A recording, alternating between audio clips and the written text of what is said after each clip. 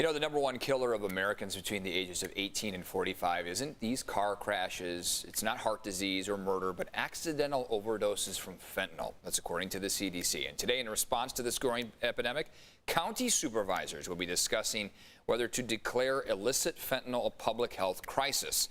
This would make it easier for the county to prevent fentanyl misuse and reduce its availability across the county. So we want to dive deeper into this morning. The amount of fentanyl that's actually seized last year in San Diego was enough, get this, to kill 1.4 billion people. That's according to the Regional Office of U.S. Customs and Border Protection.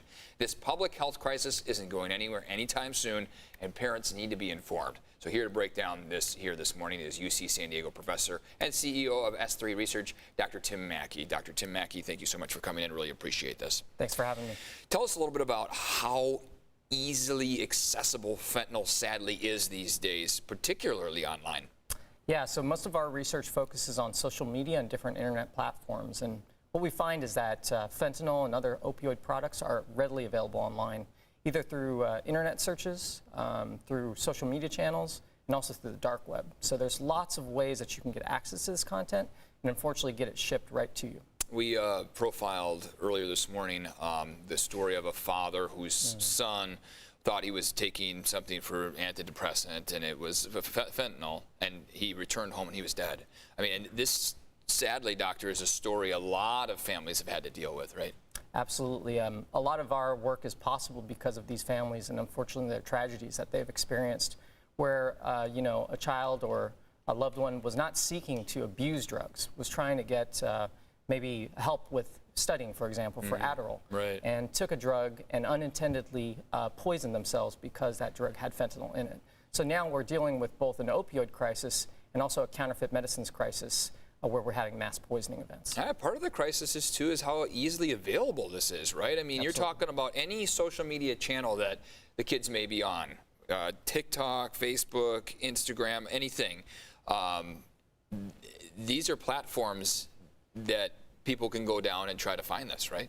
Absolutely, and a lot of times people may not even be looking for drugs, but they may be exposed to drug selling content because they're following hashtags that are popular among drug dealers, and they know which hashtags to use.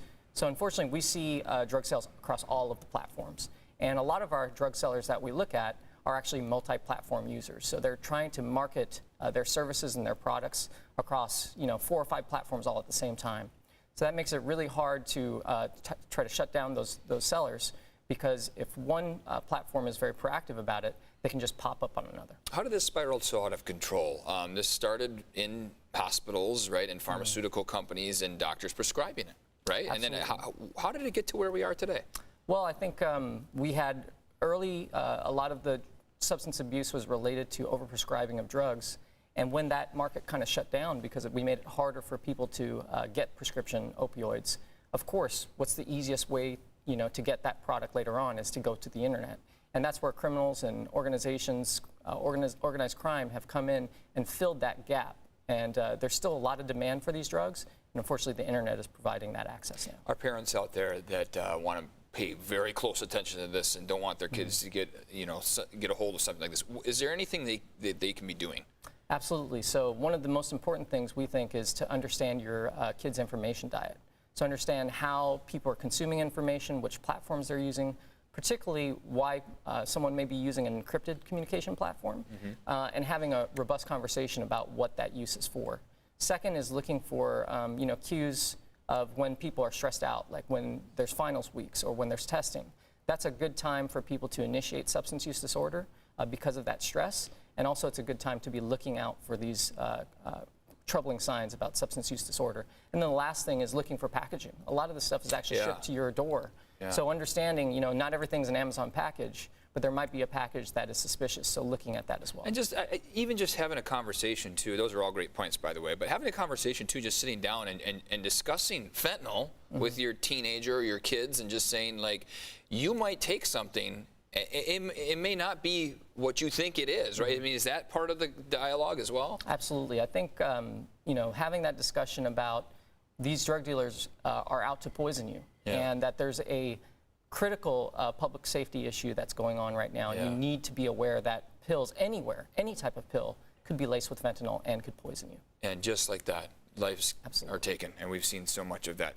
All right, doctor, tell us a little bit about S3 research, where people can learn more before we head to break here. Yeah, just quickly, we have a startup company that was actually created by the government, the U.S. government. Yeah. And is putting money behind us to essentially develop technology to detect drug sellers and take them down. So we're grateful to the U.S. government for actually providing that support, and hopefully we can help a lot of different stakeholders address And you guys this are in problem. San Diego here? We are, And yes. people can get some resources from there at S3? Absolutely. And where can they get that information? Just at our website at www.s-3.io. All right, Dr. Tim Mackey, thanks for coming in. Such an important conversation for families to be having here.